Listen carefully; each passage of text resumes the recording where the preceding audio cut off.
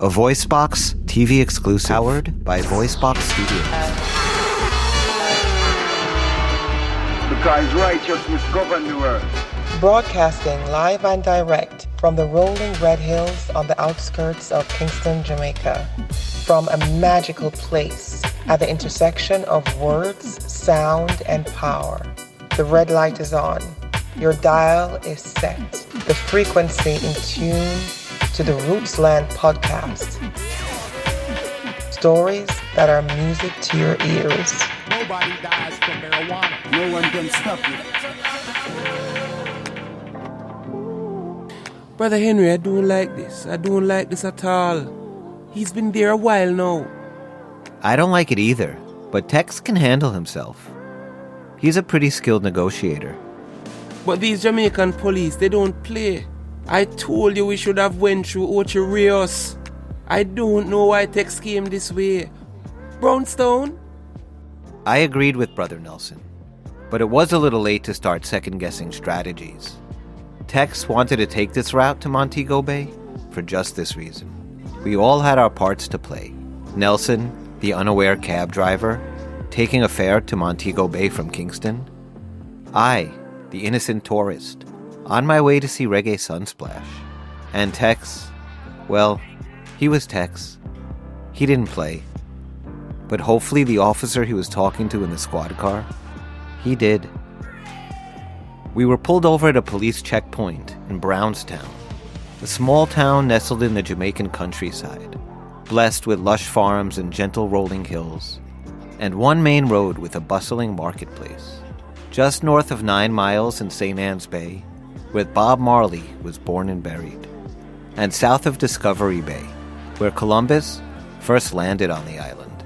So it was not out of place for a tourist to be driving around this area. 2 immaculately dressed uniformed constables leaned up against their squad car with the sirens flashing, inspecting vehicles as they drove by. Casually clutching their M16 rifles, they nonchalantly used them to wave by the less suspicious-looking vehicles, and every once in a while they would flag a car for a closer inspection. I guess a beat-up taxi from Kingston, with a tourist in a Grateful Dead tie-dye, and a jewelry-covered rude boy in the back seat, was enough to warrant a closer look. Listen, Brother Henry, you don't have to say my car is beat up, you know. You know how expensive it is to fix a car in Kingston. Those mechanics are criminals, you know. Sorry, Brother Nelson, you're right. No disrespect. Tex was a master planner, so he was expecting this. He said it was as predictable as the lions of the Serengeti, patiently waiting for the migration of unsuspecting wildebeest to pass through their territory. At some point, they were gonna come. Reggae Sunsplash took place in the summer, when the tourist season was at its slowest.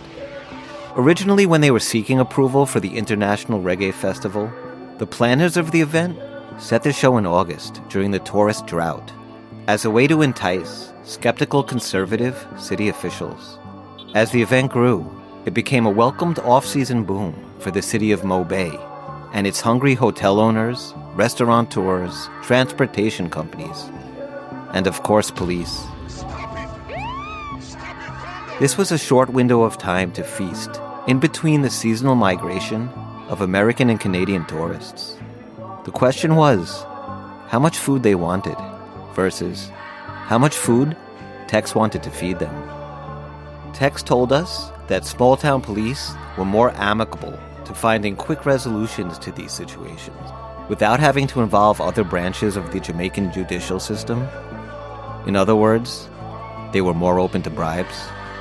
Plus, these smaller forces had less mouths to feed.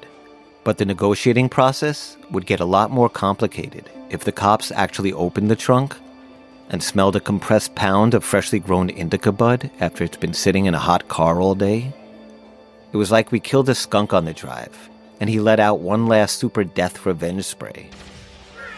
I was shocked the police didn't smell it earlier. Hey Babylon, you know like Ganja man, but we bring the foreign currency on the island.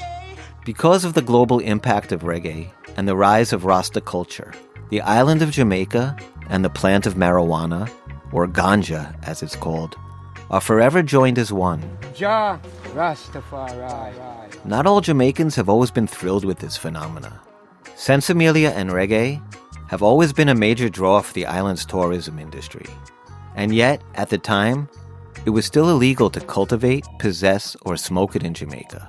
Violating these laws brought stiff fines and mandatory prison sentences. Starting in the 70s, fortunes were being made by politicians, police, and business people in the burgeoning Ganja trade. And yet the high-profile shot callers at the top of the food chain seemed to evade having to pay any significant price for their crimes. Instead, it was the little guy on the street, smoking a spliff, that could get badly beaten or thrown in jail. Ganja became an easy and convenient excuse for the police in Jamaica to harass and lock up people they deemed undesirable, that they wanted off the streets. Then the Jamaican justice system would throw away the key, a pattern still practiced by police forces around the globe. It was a time when ganja was labeled an evil drug by the system, a time when medical experts and doctors said marijuana could drive you insane, that it had no productive uses or positive benefits. There was an aggressive crackdown in Jamaica where it was made public enemy number one by the police and government, looking to garner headlines and show the international community they were doing their part in the war on drugs. But many of them were secretly profiting through backdoor deals off the same drug trade. See the hypocrites, them a galang there, you know. The ones who paid the biggest price and suffered the most under these brutal police tactics, Jamaica's Rastafari community. I send greetings to all the Rastaman in the world. Especially high-profile reggae singers, musicians, and activists. These same Rastafarians advocated for decades that marijuana held medicinal properties that helped a list of ailments, from glaucoma to digestive issues, stress, depression, even sleeping disorders. They proclaimed the herb as a spiritual sacrament, created and given to man by their Lord and Creator, Haile Selassie I, the Emperor of Ethiopia. Jah Rastafari. The Rasta community put themselves in direct line of fire to defend this holy herb. Artists like Peter Tosh were beaten for being so outspoken in promoting its use and legalization. His song Legalize It is now an anthem, but when it was originally released, it was a radical statement, an affront to the political system of Jamaica that he so despised. As a result, the police allegedly beat his hands to a bloody pulp, so he could never play guitar or light a spliff again. And still, that never stopped him. Legalize it, don't criticize it. Legalize it, and I will advertise it. His former bandmate, Bunny Wailer, the Collie Man, was another one of marijuana's strongest musical and cultural advocates. And because of his courage to take a stand, he was set up and locked up for 18 months in Richmond Farm Prison in St. Mary. During the peak of his musical career, that was the mandatory sentence in Jamaica at the time for ganja. It was also the same amount of time imposed on the man who actually invented the word reggae, the music's godfather, Toots Hibbert, from Toots and the Maytals. While locked up, Toots wrote the smash hit 5446, which was the number given to him when he entered his incarceration. He used to say on the day he went into prison, he lost his identity, his humanity. He was no longer a name, just a number. These and other reggae crusaders had argued that the pharmaceutical companies didn't want the secret properties of CBD or THC to get out there, because it would dip into their profits, derived from prescribing unnecessary, unnatural drugs to treat the same ailments that can be cured completely naturally by an herb that can grow anywhere, by anyone, given to the world by a higher power, so it couldn't be regulated or controlled by man. Or so they hoped. It's the healing of the nation. I will pray a prayer for the whole of us and for you especially, my brethren. Because when the medical industry saw that there was no stopping this movement, and these ideas professed by the Rastafarians and other naturalists were accurate, that marijuana's natural properties could cure a laundry list of physical and psychological issues, well, they wanted in. And they did what any corporation does to a local mom and pop's corner shop: buy them up or trample them out. Thank you.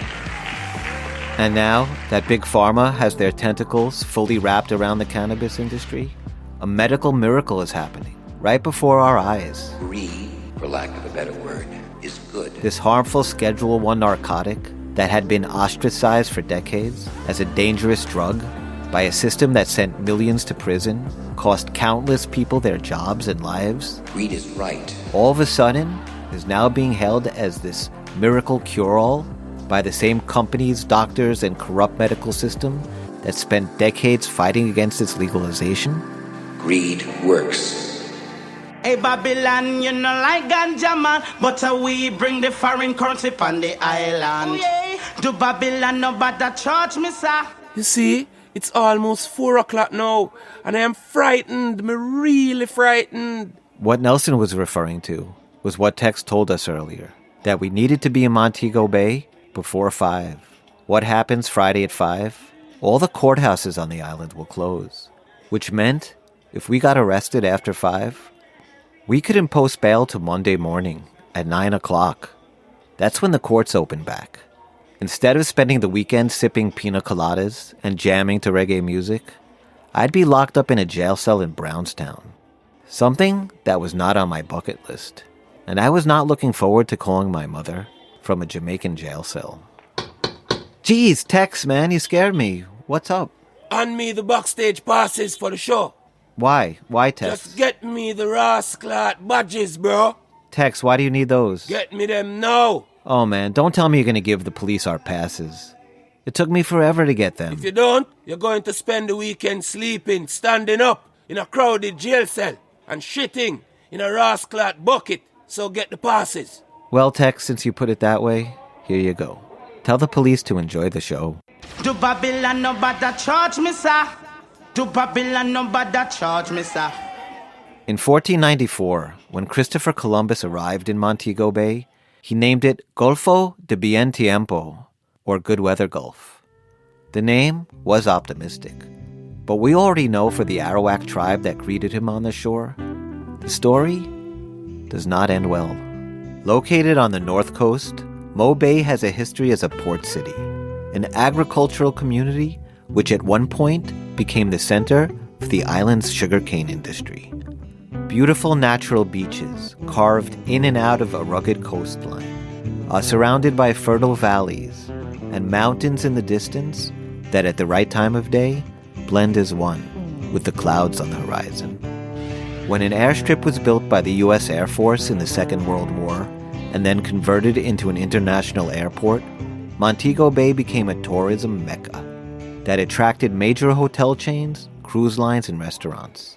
The hip strip, Montego Bay's shopping district, is lined with trendy eateries and has all the prerequisite t-shirt, jewelry, and souvenir shops.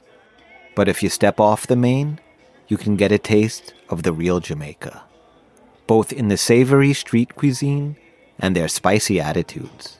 Because outside the boutique hotels and luxury all-inclusive resorts, there's a world of hard-working, fast-moving, big-dreaming residents, many that come from depressed and impoverished communities around the city, yet spend their days and nights rubbing shoulders with some of the wealthiest and most influential people in the world, serving them in restaurants, checking them into their flights and hotels, washing their clothes and cleaning their rooms. Unlike the ghettos in Kingston, where the classes seldom mix and mingle, in a tourist city like Montego Bay, its residents get to see firsthand the life they're missing out on. Imagine serving daiquiris all day at an opulent beach bar in a hotel that cost more for one night than you make in a month. Your job is to make your guests feel warm and welcome and act like you don't have a worry in the world. Then after work, you board a crowded bus back to a slum on a gully where you have no privacy for yourself, no security for your children. Imagine the strength it would take to pull that off for one day, let alone every day for the rest of your life. And you're considered one of the lucky ones? In many ways, this illusion of Montego Bay and the way it collides with the real Montego Bay and the ashes that fall to the ground in the collision is what makes this city the perfect home for Sunsplash, and what makes Reggae Sunsplash the most real and authentic music festival in the world. Because those ashes that descend from the sky, they make the soil rich with the nutrients that make reggae grow. This captivating sound that brings tens of thousands of fans from all over the globe for a week in the August heat every year to experience the one love, one heart that is Sunsplash in Jamaica. At least, that's why I was here. For Tex, this trip had a different purpose. And although he loved music just as much as me, there was something he loved more. Making money. Not short, quick hustle money. Long game, hard-earned money. Where do you see yourself 10 years from now? Well easy. Tex was a visionary, and he had drive. He wanted a way out of this rude boy lifestyle, and figured out that meant taking his persona and turning it into a brand. There was Tex the person, who I don't think anyone knew, and Tex the brand. It was the brand he came here to Montego Bay to promote. In a way, Tex was a gangster Donny Deutsch. Well easy. Holborn Road in New Kingston was a small street, but it opened up a world of possibilities for an honest hustler like Tex. A chance to meet and befriend music industry people from all over the globe. They came to Kingston for work, or for vacation, or just to soak up some Jamaican vibes. Tex was right there to soak it up with them. A clientele that included musicians, singers, journalists, record executives, many that would be in Montego Bay to attend the show. There is no way that Tex would let one of his clients or friends travel all the way to his country to a musical performance of this magnitude and let them buy overpriced, subpar product from a stranger on the street, much less have them risk arrest or police harassment. No, not Tex the businessman. For him, attending Sunsplash was like a CEO attending a trade show, to wine and dine the reps and buyers, and then exhibit his upcoming product for the new season. The Seawind Hotel is a sprawling, all-inclusive resort surrounded by the glistening Caribbean Sea. The peninsula where it's located is also the home of the Reggae Sunsplash Festival grounds, which allows you to walk from the hotel to the show. During the festivities, the ordinarily family-friendly G-rated resort transforms into a red, gold, and green reggae wonderland, where righteous Rastas burn their spliffs poolside, next to topless, dreadlocked German groupies. Because of its proximity to the venue, theirs are the most sought-after rooms during Sunsplash Week, and book up years in advance. It's where the entertainers, press, and special guests are all comped rooms and meals by the show's promoters, Synergy Productions, in lieu of actually having to pay anybody money. The hotel is also where the production team coordinates the events, although coordinate would be a word that is used generously, because nothing about Reggae Sunsplash was coordinated. From the late performances to the endless set breaks, missing singers, and general confusion. But that's the charm that made the show so special.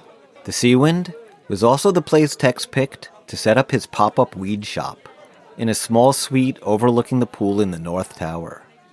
And like a Clive Davis Grammy party, everyone showed up to pay tribute to Tex. The French posse came. They were always looking stylish in their bohemian chic, even after days of all-night reggae shows and limited showers. I guess the French are used to that. Bonjour, mes amis. The Swedes and Germans, with their blonde dreadlocks and Birkenstocks for miles. Guten Tag to the German posse. Outings in Hamburg, father. The Japanese crew, gangster to the core. Konnichiwa, Japan crew. Reggae lovers from the Holy Land of Israel. Shalom, Israel in your house. Black Americans from Philly, old hippies from Cali, hardcore bikers from the Canadian Rockies. They all shared a love for Jamaica and its music. And later that night, under the tropical stars, and when they rocked to the reggae one drop, they all share a love for something else. the high grade from Tex. Hands down, me have the best herb. When I first opened the door, I thought the guy was German or Dutch. He was a little short for that. He had long, straight, blonde hair, like Kurt Cobain, and he was dressed kind of like a Jewish grandfather from Boca Raton on his way to the card room, complete with bowling shirt and sandals. A strange look for a young dude, but he pulled it off. Just imagine my surprise when I found out who it was. Who that? Brian from Colorado. What you saying, King man? Tex, did you just say Brian from Colorado? Under me sense, me under me sense. Under me sense, me under me sense. Under me sense, me under me sense. Under me sense, me under me sense. Whoa, sin, whoa.